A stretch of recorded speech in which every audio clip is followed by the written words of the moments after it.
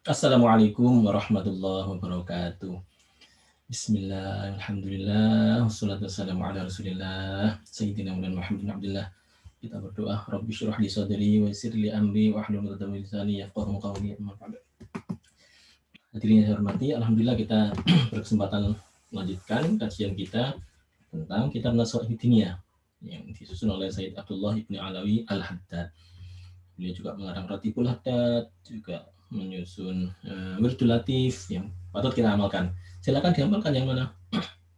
Kalau yang agak pendek Ratibul Haddad, yang agak panjang Wirdul Latif. Kalau ada masalah yang sangat gawat bisa hizib nasornya Sayyid Abdullah Haddad juga ada hizib nasornya. Sebenarnya sudah saya bagi dulu, tapi kalau Anda nggak punya teksnya bisa juga download. Cukup banyak orang yang sudah menguploadnya di internet. Baik, kita awali sebelum ngaji kita kali ini dengan berdoa. Mudah-mudahan ngaji kita diiringi daya oleh Allah Subhanahu wa taala. Ala hadinihi wa ala kulli niyatin shalihah wa ila hadrat Nabi Sayyidina Muhammadin sallallahu alaihi wasallam wa ala alihi washabihi azwaji wa dzurriyyatihi thumma ila ruhil habib Abdullah bin Alawi Al-Haddad Alawi min fadl Abdul Abidin Aidrus wa Islam berhamdin sadadina wa abaina wa ummatina الوالد مصطفى جاينا الله يشرب برحمه وفي راسكم في الجنة ودعا علينا ببركاته وأنوار وعلومهم في الدين والدنيا والآخرة وحنة القبول الفاتحة بالله من الشيطان الرجيم بسم الله الرحمن الرحيم الحمد لله رب العالمين الرحمن الرحيم مالك يوم الدين إياك نعبد وإياك نستعين اهدنا الصراط المستقيم صراط الذين أنعمت عليهم غير المغضوب عليهم ولا الضالين آمين. Baik, kita lanjutkan ngaji kita kemarin. Bismillahirrahmanirrahim. Wa alamu ma'asyiral ikhwan ayyadanallahu iyyakum anna khairul quluba wa habbaha ilallah wa habbaha ilallah ma kana nadhifan naqiyan minal batili wasyukuki wa ma'ani syirri wa man syarri kullaha wa ayanil haqqi wal huda wa ma'anil khairi wal waswab. Kita membahas hari ini tentang menata hati agar baik dan agar dicintai Allah. Senang kepada Allah itu bagus, tapi lebih bagus lagi kalau disenangi oleh Allah. Banyak orang senang tapi nggak disenangi ya. Itu repot gitu kalau bahasanya naksir sih gampang, tapi ditaksir itu yang sulit ya. Disenangi itu adalah target kita, disenangi oleh Allah. Jadi mahbuban, bukan sekedar muhibban. Jadi suka tapi juga disukai oleh Allah. Nah, yang disukai oleh Allah itu adalah hati yang bersih. Maka nadhifan naqiyan minal batil. Bersih itu berarti tidak ada kotoran kebatilannya. Pikiran jeleknya nggak ada. Pikiran busuknya nggak ada. Pikiran dengkinya nggak ada. Itu batil-batil semua itu dibersihkan. Jadi mulai sekarang ini kita cek lagi hati kita, diongkar-ongkar bener nggak ini, nggak bener keluar ini. Ibaratnya kulkas kita itu, di dalam kulkas itu makanan yang enak-enak saja ya, yang nggak enak atau yang busuk-busuk itu, keluar keluar keluar, kamu siapa kamu kok busuk ada di sini, keluar keluar gitu. Jadi segala kebatilan dalam hati itu segera disingkirkan, jangan sampai keduluan meninggal dunia tapi hati masih kotor. Soalnya ketika meninggal dunia itu menghadap Allah, hati harus dalam kondisi bersih. Illa man atallaha biqalbin salim. Hati harus safe, tidak boleh ada hati tidak boleh ada yang rusak, tidak boleh ada kotoran. Wasyukuk apalagi keraguan. Ini yang banyak terjadi, justru orang mukmin itu gampang ragu. Aneh ya, mungkin orang yang selama ini tidak mukmin itu mungkin ragu kepada Allah, tapi yang mukmin pun kadang ragu. Allah ini jangan-jangan tega ke saya. Allah jangan-jangan tidak memaafkan saya. Allah jangan-jangan menghukum saya. Ini keraguan-keraguan. Karena itu melalui ngaji ini coba kita setel hati kita itu. Jangan sampai berburuk sangka kepada Allah, meragukan kebaikannya Allah. Wah, ini banyak musibah. Pasti Allah sedang mengazab kita. Kita sedang diazab oleh Allah. Allah itu tega kepada kita semua. Jangan. Harus bersih hati ini. Nggak boleh ada keraguan bahwa Allah itu maha baik. Keraguan ini. Kalau keraguan bahwa Allah dianggap sebagai tidak baik, bersihkan segera. Musibah banyak terjadi di tanah air kita, ada yang tanah longsor, banjir, ada ya termasuk penyakit ya corona. Tapi sekali-kali sebagai orang beriman jangan sekali-kali sampai menuduh Allah SWT. Kalau banjir oke lah, di beberapa daerah analisisnya sudah sangat banyak ya. Banjir beberapa daerah itu kalau dianalisis, ya nggak usah terlalu tinggi analisisnya, rendah-rendahnya gampang. Oh, lah itu dibabati yang di gunungnya itu, sehingga air yang mestinya diserap oleh tanah, airnya sekarang dikirim langsung ke kota, dikirim langsung ke desa, sehingga desanya jadi banjir. Oh, itu analisis yang sederhana aja, sehingga solusinya ya gimana lagi, harus ada penghijauan di sebelah sana yang biasanya menyerap air, balik serap air. Itu beberapa waktu lalu saya main ke ya apa, kota di dekat Surabaya ini biasanya ada sumber air, kata Pak orang-orang di situ, "Dulu ada 11 sumber Pak, sekarang tinggal 3 sumbernya itu 3 itu mengecil." Oh, iya jelas dong, mestinya tempat itu mengeluarkan air banyak sehingga daerah situ pegunungannya juga jadi asri, adem, enak, banyak orang berkunjung, sekarang jadi nggak ada sumber airnya, berkurang. Ya itu berarti ada problem dengan penghijauannya, penebangan liarnya, dan sebagainya. Maka alasan seperti itu pasti akan mudah didapat. Mhm. Bahkan ketika gunung meletus, buar gitu ya, itu juga masih ada alasan-alasan ilmiah yang mudah didapat. Betapa tanah yang sudah rusak oleh karena dipupuk, oleh karena diproses dengan zat kimiawi yang merusak humus permukaan tanah, akhirnya disebari lagi dengan tanah-tanah yang subur dari dalam gunung, sehingga petani dapat bekerja kembali. Ya, ada alasan-alasan logis yang sangat penting untuk diberitahukan kepada hati dan tidak sampai menuduh Allah Subhanahu wa taala. Itu hati yang bersih ini termasuk demikian juga ketika dalam berkeluarga, dalam bersahabat, dalam berteman, ada problem, tidak sampai menuduh Allah Subhanahu wa taala. Dan sebaliknya kita mengevaluasi kira-kira apa penyebabnya sehingga kita jadi melakukan mitigasi. Mitigasi bencana itu bukan karena bencana alam saja, bencana sehari-hari ini juga banyak terjadi dan harus dimitigasi. Dimitigasi itu kita analisis apa kira-kira dampaknya sehingga bisa kita minimalisir. Mungkin gempa bumi, kalau daerah-daerah seperti negara Jepang atau daerah patahan-patahan, kalau di Indonesia banyak sekali patahan-patahan itu ya, sepanjang Sumatera sampai ke bawah, terus pantai selatannya Jawa, ini banyak patahan-patahan, daerah patahan itu rentan memang terjadi gempa. Bukan karena masyarakatnya bermaksiat, bukan.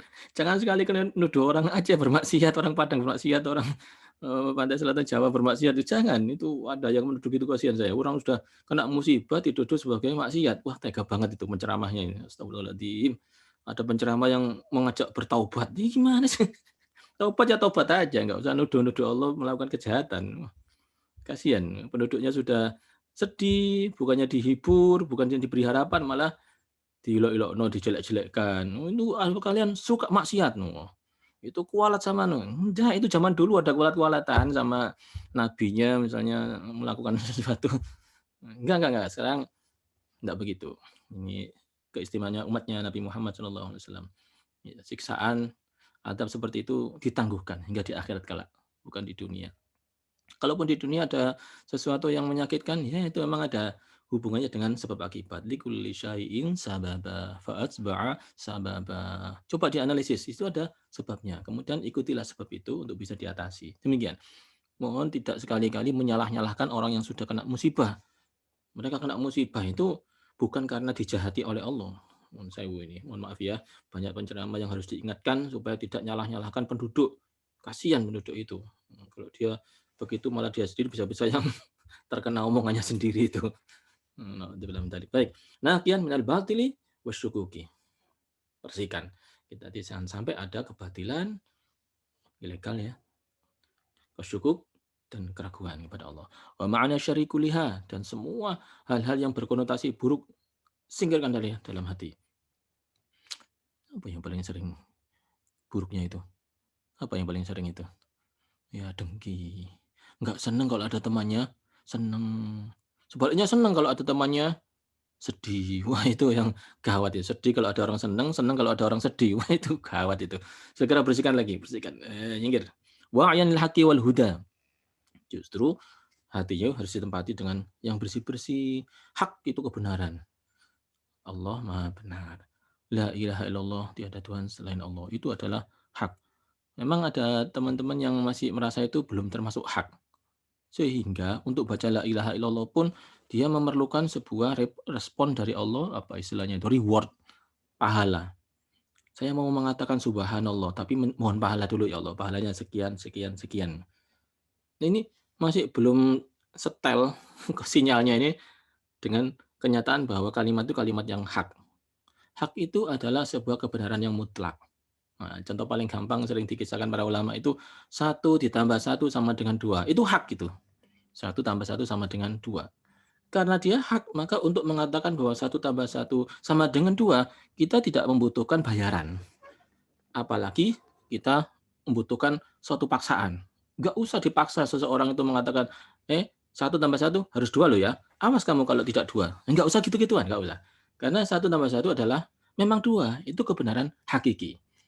Nah, beberapa yang masih meragukan akan mengatakan bahwa saya akan bilang satu tambah satu sama dengan dua kalau saya diberi pahala dan dimasukkan ke dalam surga. Kalau tidak, saya tidak akan mengatakan itu. Nah, ini hati-hati yang kayak gini nih. Ini belum hak. Ini termasuk yang harus didata dalam hati ini. Tautologi. Oh, saya kok masih belum bisa mengatakan yang hak itu hak ya. Padahal Allah Ta'ala itu Maha Esa adalah hak. Allah Ta'ala Maha Kasih Sayang itu adalah hak. Nah, kalau sampai kita masih membutuhkan bayaran, nah itu perlu disetel. Pertanyaan saya tadi, orang membutuhkan pahala, berharap pahala, takut neraka, takut dosa, itu biasa saja, tidak apa-apa, enggak apa. Tapi kalau itu sebagai persyaratan, sebagai pernyataan untuk mengatakan hak, hati-hati. Oke. Jadi kalau mohon pahalanya itu jadikan sebagai persyaratan ya untuk mengatakan yang hak, itu hati-hati, dibetulkan lagi hatinya. Karena untuk mengatakan yang hak kita tidak butuh harus diberikan balasan, apalagi sampai takut ya masuk neraka. Itu perlu dibetulkan lagi nih. Mohon maaf ini saya nggak mengatakan salah. Nanti nanti kesulitan ini. Untuk mengatakan satu tambah satu sama dengan dua, terus kenapa kamu kok bilang satu tambah satu sama dengan dua? Ya soalnya saya takut masuk neraka, Pak. Iki ya opo sih? Kamu nggak akan masuk neraka. Kamu nggak perlu takut neraka, nggak perlu kepingin surga. Satu tambah satu memang dua gitu ya. Ya Allah Ta'ala Maha Esa itu adalah hak. Wal huda, petunjuk, yaitu semua yang diarahkan oleh Tuhan melalui Rasulullah itu adalah huda, petunjuk. Banyak di antara kita mengatakan bahwa untuk huda ini kita harus memang betul-betul bertakwa pada Allah. Padahal sesungguhnya kenyataan manusiawi, kalau kita mengikuti apa yang diperintahkan Rasulullah, itu adalah orang yang memang betul-betul orang. Kalau kita melanggar, oh bukan orang itu.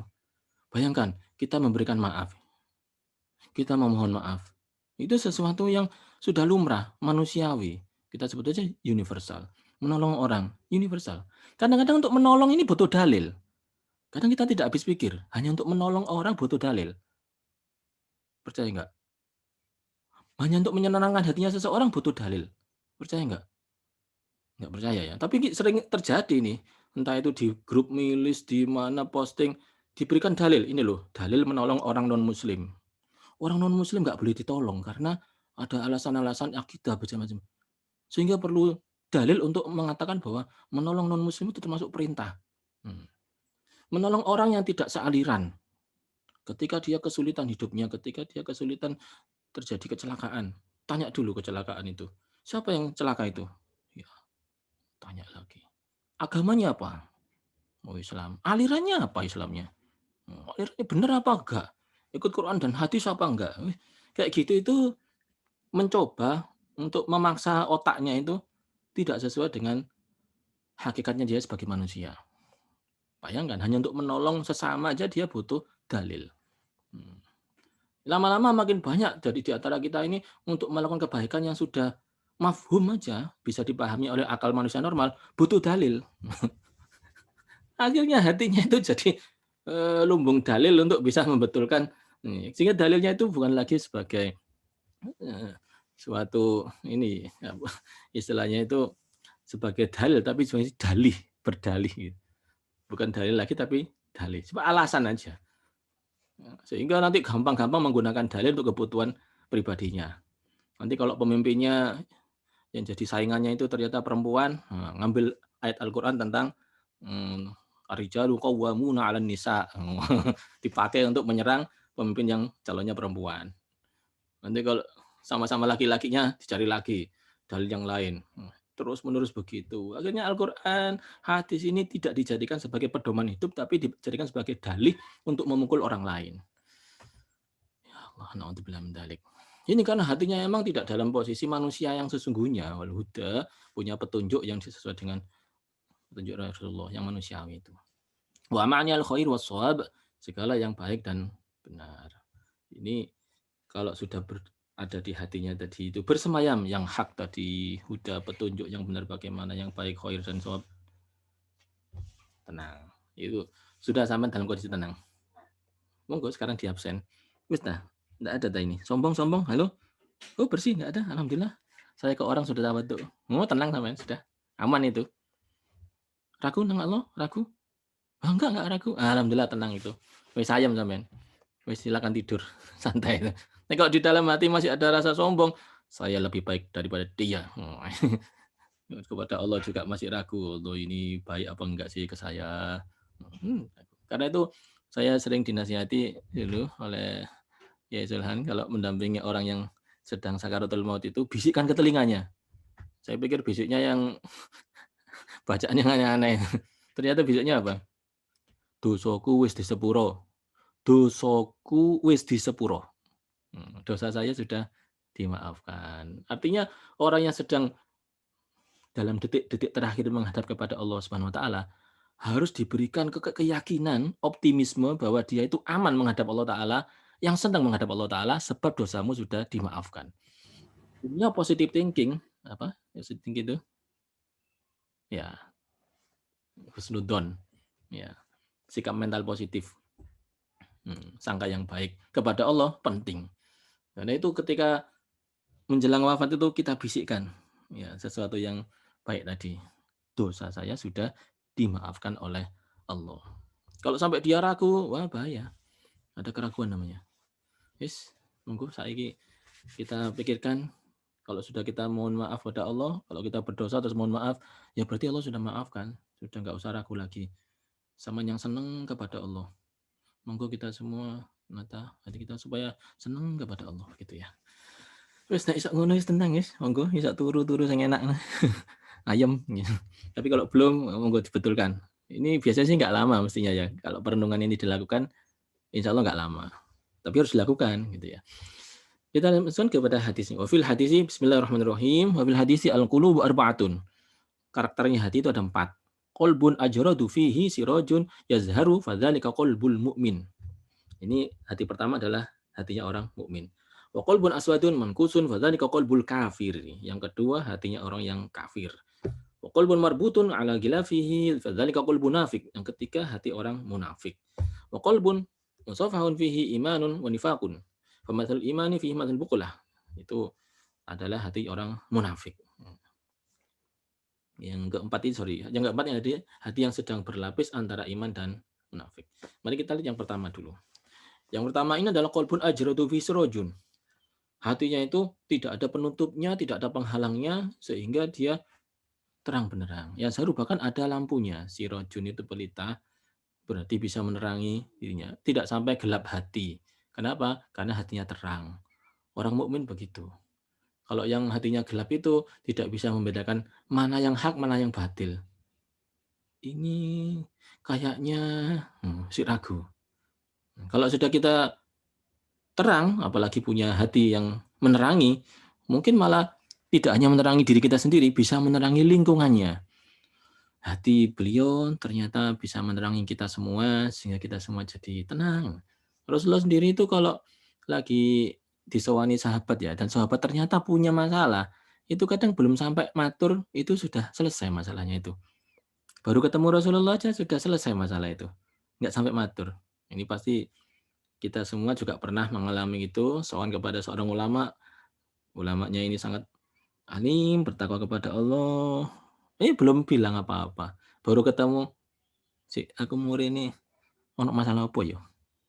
Kok kayaknya gak ada masalah ya? Sungkan mau ngomong. Kenapa? Sudah selesai semua masalah kita. Baru ketemu beliau aja sudah begitu. Demikian ya hati yang menerangi itu. Kadang tidak hanya dirinya sendiri, orang di sekitarnya pun jadi ikutan gembira bertemu dengannya. Baik, itu qalbun mukmin. Orang yang mukmin punya hati yang menerangi. Wa qalbun aswadun, ada hati yang hitam.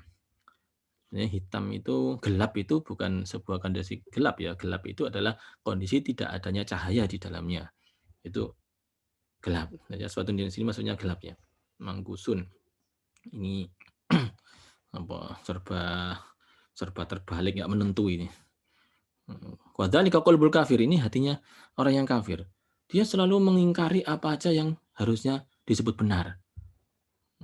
Kalau di kafir itu nggak mesti non muslim ya. Kadang-kadang kita nyebut kafir itu pasti adalah orang yang non muslim disebut kafir. Bisa aja dia masih muslim tapi disebut kafir. Itu artinya banyak kafir itu di dalam Al-Qur'an. Ya, contohnya yang paling gampang, la in syakartum la azidannakum wa la in kafartum inna adzabi lasyadid. Kalau kau bersyukur, maka aku tambah. Kalau kau kafir, maka akan kafirnya di sini maksudnya tidak bersyukur. Bukan kafir di sini maksudnya kalau kamu non muslim, bukan. Karena bandingannya adalah syakartum, seberangnya namanya kafartum. La in kafartum, kalau kau mengkufuri, tidak mau bersyukur, tidak ngakui bahwa itu milik Allah yang diberikan kepada kamu, nah itu kafartum. Inna adzabil syadid, ditenono ya. Siksaan Gusti Allah itu pedih. Oke, orang-orang yang kafartum, yang tidak mau beriman pada Allah, kebalikannya mukmin tadi, itu hatinya senantiasa gelap. Selalu enggak setuju dengan Allah Ta'ala.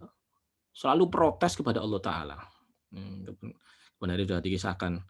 Dikasih apa aja itu enggak setuju dengan Allah. Bahkan nanti, ya mungkin ketika sakit, wah marah-marahnya kepada Allah. Kok tega Allah Ta'ala melakukan begini yang sampai api mati sih gak percaya, sih gak setuju dengan Allah. Jadi kadang-kadang meninggalnya pun dalam kondisi cemberut. Gak pada setuju dipateni mbek Gusti Allah. Ya cemberut. Itu hati-hati. Kita harus setel lagi hati ini. Mumpung urip, mumpung masih kita punya kesempatan, kita setel lagi, dituning lagi. Kalau bahasanya neural network itu kita lakukan learning, terus kemudian kita tuning segala bobotnya. Kalau bobotnya sudah ideal, nanti outputnya itu akan benar. Qalbul kafir, hati yang selalu protes kepada Allah, kafir ya, tidak mau beriman kepada Allah, tidak percaya, itu setel lagi. Wa qalbun marbutun ala ghilafihi fadzalika qalbun nafiq. Yang ketiga itu hatinya orang yang terikat dengan tutup, permukaan, tampilan. Ini hati orang munafik. Kondisinya dia seperti sedang sholat, padahal dia tidak sedang sholat itu. Kondisi dia kayaknya baik, tapi sesungguhnya sedang berbuat jahat itu. Munafik. Ya, munafik itu pura-pura. Bahkan dikisahkan orang munafik itu idza hadatsa kadzaba, kalau ngomong mesti bohong. Koyokane bener sehingga kita cocok, puas. Tapi sesungguhnya itu mbadani. Mbadani itu apa? Ngambil keuntungan dari kepercayaan orang. Idza tumina khana, kalau diberi amanat mesti khianat. Nek dipercaya itu mesti bujuk. Apalagi kalau ngomong, pointer sekali. Enggak peduli ini, hari-hari ini kita sering ketemu. Kayaknya dia menyatu-nyatukan, tapi ternyata dia mengadu domba, menghasut kiri kanan supaya berantem satu sama lain. Umat Islam diajak berantem. Diberikan jargon-jargon keislaman, tapi ternyata jargon keislamannya itu hanya untuk manas-manasi si A sehingga perang musuh si B. Negaranya gegeran. Ini sudah banyak terjadi ini, munafik-munafik yang akhirnya merusak negara-negara muslim seluruh dunia ini. Dengan mengatasnamakan Islam, mengatasnamakan Al-Quran, hadis, tapi pada intinya ingin berkuasa. Penduduknya dibikin geger, berantem satu sama lain. Hati-hati. Jangan sampai kita ngikuti, apalagi simpati kepada orang-orang yang suka ngajak gegeran itu. Maunya sepertinya sih Islam, padahal isinya ngajak berantem. Hati-hati. Dia fokus kepada permukaan, pencitraan terhadap dirinya. Setelah aslinya, dia akan merusak yang ada. Nah, untuk bilang dalil. Nggak usah nyebut orang, nanti ngerasani nanti itu. Tapi kita nyebut karakternya, bahwa orang yang terikat dengan tampilan belaka, yang seperti melakukan sholat tadi, padahal di dalam hatinya dia sedang berbohong untuk itu munafik. Oke. Nah, yang ketiga adalah munafik, keempat sekarang. Ini yang mayoritas. Qalbun musafahun fihi imanun nifakun. Orang yang artinya iman, percaya kepada Allah, tapi juga ada lapisan yang namanya nifak. Ono karakter munafik, ya ono karakter iman. Famasul iman fi masal bukulah yamudduha al-ma'un adzab. Kalau dia lagi kondisi beriman, imut-mutan ya, lagi moodnya iman, maka dia seperti tanaman yang subur tersiram air dengan baik. Karena tanamannya disirami dengan baik, maka sangat subur, hijau, menyenangkan hati, punya iman. Wamatul nifak, tapi kalau sudah keluar mood nifaknya, kemunafikannya fihi matsun qurhah. Dia kayak kudis, namanya kudis kan guatel ya, njaluk digaruk ae. Ini kadang lambene njaluk digaruk ya. Karena saking gatelnya. Yang mau dua alkoing digaruk ku metu jijik yo nana yo darah ya sodid. Fa'yul madata ini golabat alaihi dhahabat bih. Ya, itu tergantung mood-moodnya itu. Kadang kalau moodnya itu lagi iman, api, aku udah delok sampean tuh kadang-kadang aku sik sakno sayang, tapi kadang-kadang kok gregeten kok minta tutuk. Ini rupanya yang seperti ini mendominasi. Ya, mayoritas banyak yang punya seperti ini. Baiklah, yang 4 ini mohon kita teliti supaya kita nggak sampai jatuh ke yang 3 itu. Kita hanya mengutamakan yang mukmin saja. Kenapa nggak dibedakan antara mukmin dan tidak mukmin gitu aja? Oh, nggak semudah itu. Nggak semudah itu. Nggak semudah itu. Karena yang mukmin ini jelas. Yang tidak mukmin ini ada karakternya. Kadang terklasifikasi klaster 2, munafik, kafir. Kalau ada klaster 3, munafik. Kadang klaster 4, yaitu campuran. Mix antara mukmin dan munafik. Kalau mukmin dan kafir nggak bisa. Karena kafir itu memang sudah tidak percaya kepada Allah Subhanahu wa taala, nggak suka dengan Allah taala. Jadi, baik. Oke, silakan Dr. Jannah atau ke pencet ini. Enggak saya lanjutkan. Itu. Ya. Qultu wallahiru an hadzal qalba al-akhira wasafal qulub ahlul takhlid. Ahli takhlid wa tafriti min ammatil muslimin. Nah, menurut saya, menurut Said Abdullah Al-Haddad, justru kebanyakan muslimin ya kayak gini nih, lahirianya yang keempat tadi itu. Klasifikasi yang terakhir, klaster yang terakhir itu, akhir itu wasafal qulub, itu jadi sifatnya orang-orang kebanyakan. Kenapa? Karena ahli takhlid wa tafrid. Mereka itu mencampur adukkan antara yang hak dan yang batil. Tafrid suka melanggar gitu. Karena mencampur adukkan ini akhirnya terbiasa kita. Terbiasa untuk kemaksiatannya. Karena terbiasa kemaksiatannya, betul maksiat tadi itu membawa kepada karakter buruk. Maka kadang-kadang keluar baiknya, kadang-kadang keluar buruknya. Nah, keluar buruknya ya jahat sekali. Ini kondisi kita. Jadi pastikan aja kita ini bukan orang kafir, bukan orang munafik. Kebanyakan kita ini pada orang yang terakhir, kadang metu mukminnya, kadang metu nifaknya, pura-puranya. Mari itu tandani. Nggak apa, kita tandani supaya makin sedikit persentase kenifakannya, kemunafikannya itu bersih. Pas kita ngadep pada Allah Subhanahu wa taala sudah tidak ada lagi karakter kemunafikan. Yang ada hanya karakter mukmin. Kita lanjutkan supaya aman ini bagaimana ceritanya, strateginya. Bismillahirrahmanirrahim. Wa fil hadithi aidan innal imana yabdu fil qalbi lam'atan baydaan summa tazidu hatta yabyadul qalbu kullaha. Wa inna nifaqa yabdu fil qalbi nuqtat sauda summa tazidu hatta yaswaddal qalbu kullu. Nas'alullah al-afiyah wal wafa' al-islam wal fard al-islami lana wal muslimin. Dalam hadis ini diterangkan, ini Rasulullah pidato ini. Ini kalau Rasulullah itu kita bayangkan Kanjeng Nabi menyampaikan ini kepada kita. Supaya connect ya. Innal iman gini ya, sahabat-sahabat ya. Innal iman sungguh iman itu ya betul fil qalbi. Kalau masuk di dalam hati, muncul ya Mas, muncul. Bermula dalam hati, itu lum'atan baydoan. Lum'atan baydoan itu sebagai sebuah sinar cahaya yang putih. Summa tazidu, kalau kita teruskan konsisten terhadap keimanan, nanti bertambah itu. Cahaya tadi makin banyak. Hatta yabadut qalbu kullu. Sehingga memutihlah hati itu.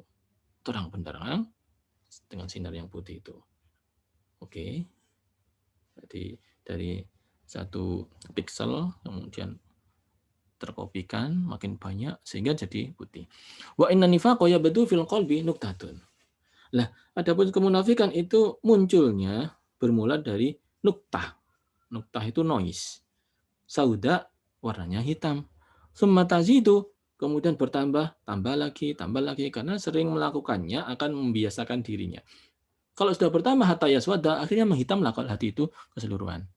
Kalau banyak orang mengisahkan ini seperti kaca. Kaca itu kalau lagi bersih bisa dipakai untuk berkaca. Melihat wajah, melihat hidung kita ada apanya, melihat kepala kita, melihat mata kita, itu bisa dipakai ngaca. Tapi kalau dia mulai ada noktahnya, kemudian noktahnya itu mulai banyak, sehingga menutupi beberapa bagian dari kaca, ketika kita berkaca, yang bagian hidung tidak nampak. Makin banyak noktahnya lagi, nanti bagian dahi tidak nampak. Begitu terus, sehingga noktahnya di dalam kaca itu menjadi dominan. Kalau sudah mendominasi, maka dia jadi hitam, nggak bisa dipakai untuk berkaca lagi. Maka orang yang demikian sering dilokno koncoe, kok ini gak ngoco dah. Karena dia tidak bisa membedakan mana hidung, mana mulut. Nggak bisa membedakan, karena kacanya lagi gelap. Hatta iswadal qalbu kulluhu. Karena itu kita berdoa, nas'alullah al-afiyah wal wafata 'alal islami lana walil muslimin. Semoga Allah Ta'ala menyelamatkan kita dan kelak mewafatkan kita dalam keadaan Islam. Kita dan seluruh kaum muslimin ini. Kita amin. Gitu ya. Kalau ada doa, nas'alullah al-afiyah wal wafata 'alal islami lana walil muslimin. Amin. Baik. Berarti kondisi awal selalu piksel, noktah, titik. Wa inna yazidul imanu bil mudawamati al a'mali sholihah wal iksar minha ma'al ikhlasi lillah. Nah, titik tadi diterangkan bagaimana caranya dia jadi menduplikasi diri sehingga jadi banyak. Iman itu akan bisa makin banyak ketika mudawamah al a'mali sholihah. Konsisten melakukan amal yang soleh, diperbanyak. Wal iksar minha ma'al ikhlasi, dengan keikhlasan hanya kepada Allah. Non sewu ya. Sampean sing duwe bojo melakukan kebaikan itu karena Allah lillahi taala atau karena ben gak ditinggal bojo? Nah, nanti dulu. Kalau sampai karena ben gak ditinggal bojo, berarti belum full lillahi taala. Sampai sing duwe anak ya, non sewu. Kita kepada anak itu ngapiki ngeramut itu ben kok nek gede ngeramut awak dhewe, supaya dia nanti dewasa bisa baik ke kita, atau karena lillahi ta'ala. Nah, kalau bukan yang seperti itu, mari kita betulkan. Oke. Bentar. Ini kasih ini dulu. Kok host. Oke, supaya bisa betulkan. Oke. Ketika sampai memimpin suatu organisasi, memimpin perusahaan, memimpin kumpulan, melakukan kebaikan kepada anak buahnya itu ben diapi anak buah apa karena Allah. Nah, betulkan lagi. Jadi semua hal harus dibetulkan, motivasinya itu lillahi ta'ala apa li wong liya. Kadang-kadang ya seorang ibu itu ngapik nang anaknya itu karena apa? Nanti kalau sudah besar saya mau ikut siapa kalau nggak ikut sama anak, Pak. Ngono iku lho, iku gak ilok ngono iku. Tidak boleh gitu tuh. Serius. Wong gandolan kok tidak kepada Allah, gandolan kok kepada manusia, gandolan kok kepada makhluk. Nah, manusia itu makhluk. Lah anak sampean juga makhluk, juga manusia. Kalau gandolan itu kepada Allah, Allahus samad. Qul huwallahu ahad, Allahus samad. Gandolan saya hanya kepada Allah. Sama ketika kita melakukan kebijakan sesuatu, sama memimpin suatu suatu unit, suatu perusahaan atau suatu organisasi, sama memimpin. Ketika kita melakukan yang terbaik di situ, kita setel dulu. Ini lillahi ta'ala apa bukan? Nek bukan lillahi ta'ala, kita diam dulu. Kita jangan lakukan dulu, disetel dulu. Dah, lillahi ta'ala, baru berangkat. Enak nanti. Kenapa? Karena kalau tidak lillahi ta'ala, mudah untuk dikecam oleh seseorang dan akhirnya sumpek. Tapi kalau sudah lillahi ta'ala, yang ngecam itu sesungguhnya disetel oleh Allah Ta'ala, dan itu termasuk bagian dari kembangannya, variasinya, aksesorisnya, amalan itu yang diberikan oleh Allah. Karena yang menerima bukan dia. Sehingga kita fala yahzunka qauluhum, tidak sampai menjadi sedih karena omongannya orang gitu. Tapi kalau karena dia, nanti misalnya ya anaknya sudah dibaiki segitu, ternyata kita nggak manut. Wah, nak, kamu itu dulu itu yang melahirkan itu aku, yang hamil Itu sampai 9 bulan mengandung kamu itu ya aku, yang menyusui itu kamu, itu aku yang nyusui. Kamu sekolah itu aku yang nganter. Ini keluar semua ini akhirnya. Amalannya itu dirusak satu-satu pahalanya. Pahala mengasuh anak itu luar biasa besarnya, ini dirusak satu-satu itu. Didel satu-satu. Pahala mengandung anak itu enggak gede pahalanya. Gede pahalanya ibu. Bapaknya gitu juga, nyarikan nafkah itu gede pahalanya. Itu dirusak satu persatu. Kamu bisa sekolah itu saya yang bayari. Oh ya, dirusak situ-situ. Nah, ini hati-hati. Kenapa? Karena belum lillahi ta'ala ikhlasnya. Baik. Sekali lagi, kita toto lagi dengan keimanan kita ini dengan cara a'malu solihahnya ini lillahi ta'ala. Oke? Oke. Itu dari sisi iman, sekarang sisi nifaknya. Wa amman nifaqu faziyadatuhu bil a'mali sayyi'ah. Kemunafikan itu karakternya akan muncul ketika kita beramal buruk dan akan bertambah-tambah manakala kita membiasakan beramal yang buruk. Apa amal buruk itu? Tarkil wajibat, meninggalkan kewajiban. Sampai punya amanat tok ditinggal amanatnya itu buruk. Amanat negara, amanat masyarakat, amanat orang tua, amanat keluarga, amanat dari semua hal yang mengamanatkan kepada kita wajib ditunaikan. Kalau itu ditinggalkan, itu namanya meninggalkan kewajiban. Amal buruk itu. Wartiga belum muharramat dan melanggar yang diharamkan oleh Allah. Oke lah kalau melanggar minuman keras itu insya Allah enggak. Nah, kita siapa sih yang mau minuman keras itu? Nek diombe yo mendem. Yo nek wong-wong Eropa gitu ya minum minuman keras itu. Saya itu kadang-kadang heran. Malam minuman keras. Waktu di Jepang itu ya. Kok pagi itu rapat ya masih datang itu. Kuliah itu ya masih hadir di kelas pagi-pagi itu. Ono wong Indonesia nyoba-nyoba minum sake. Ngeblak. Durung lapo-lapo. Sampai isu ya kawanan nggak bisa bangun. Nggak biasa mabuk. Kayaknya kalau melanggar yang diharamkan itu mabuk atau judi, insya Allah enggak lah. Islam. Justru pelanggaran itu ya itu yang dilarang oleh undang-undang, dilarang oleh peraturan-peraturan di sana, melanggar kesopanan, melanggar kebaikan yang seharusnya dilakukan, ya itu biasanya yang enteng sekali dilakukan. Apalagi kalau sudah kesenggol duit, wah, naudzubillah min dzalik. Itu godaan-godaan kayak gitu itu, saya kadang-kadang tanya, itu kok anti betul pada korupsi tapi suatu saat kok dia ngambil korupsinya itu, ya apa sih? Ternyata suatu saat di tengah-tengah jalan, enggak apa-apa Pak, biasa juga duit kayak gini nih, boleh kok Pak diambil. Ngono ya. Enggak apa-apa. Suatu saat saya ketika menjabat sebagai dekan didatangin seseorang, Pak kalau kayak gini tuh enggak apa-apa. Lu melanggar gini nih, enggak ada yang tahu kok Pak.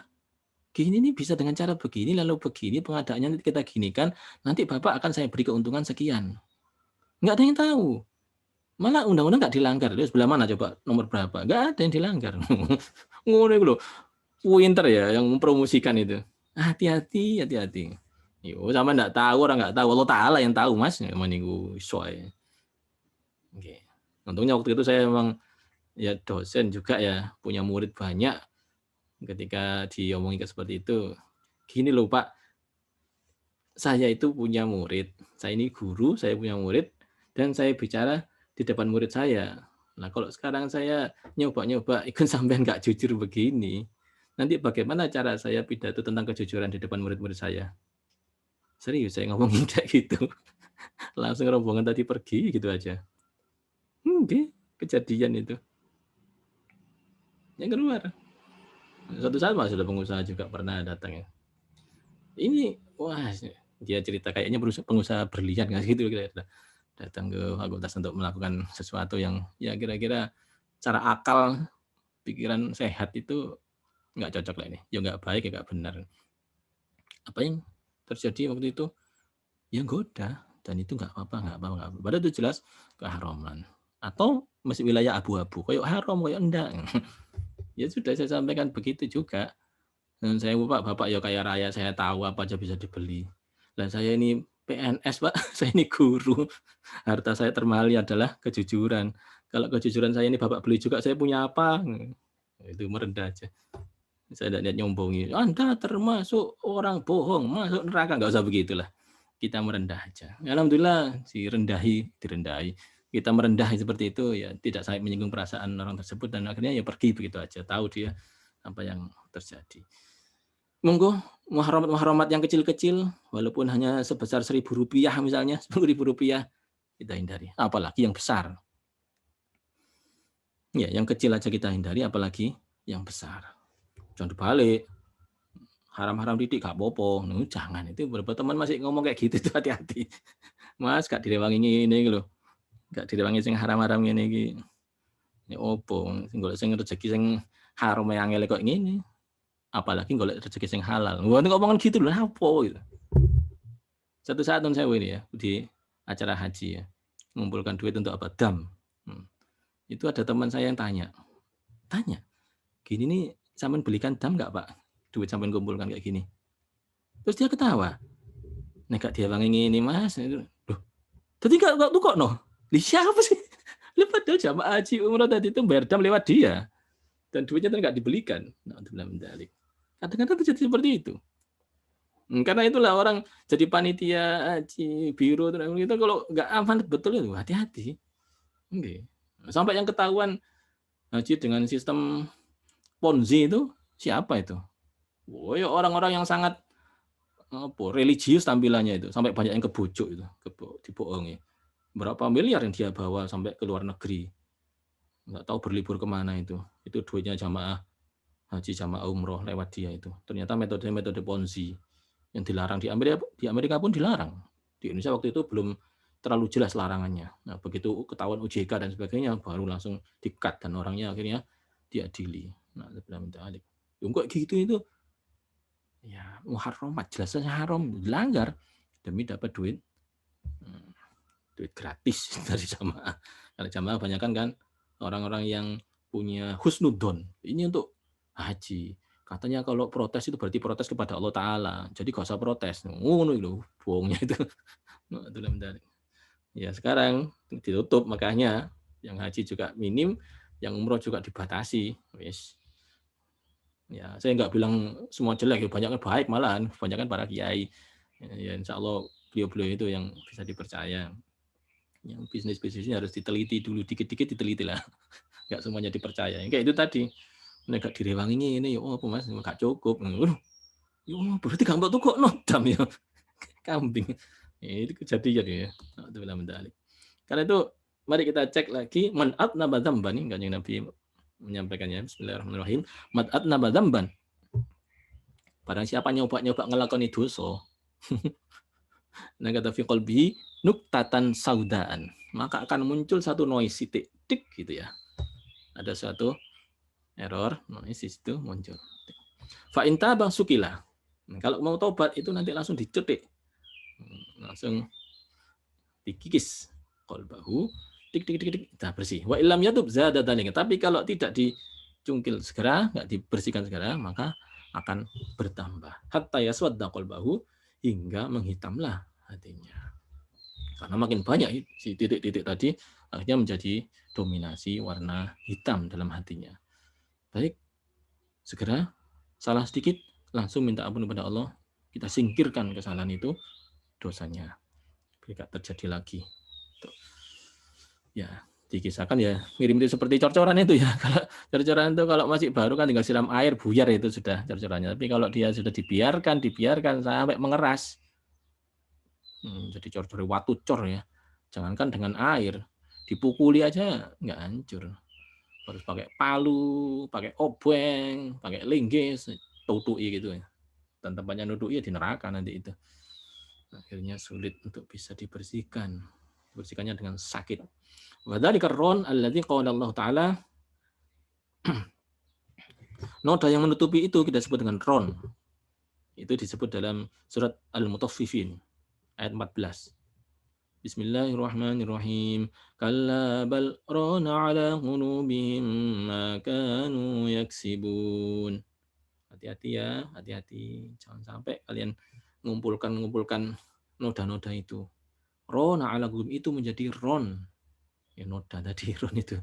Noda kesalahan tadi. Ala qulubihim, yang noda itu ada di dalam hatimu, menempel di permukaan hatimu. Terus dia akan membanyak, jadi menutupi hati itu, menutupi hati mereka. Maka yaksibun, kalau dilakukan terus-menerus apa yang dilakukan itu, maka si ron tadi, noda itu akan mendominasi hati sehingga jadi gelap.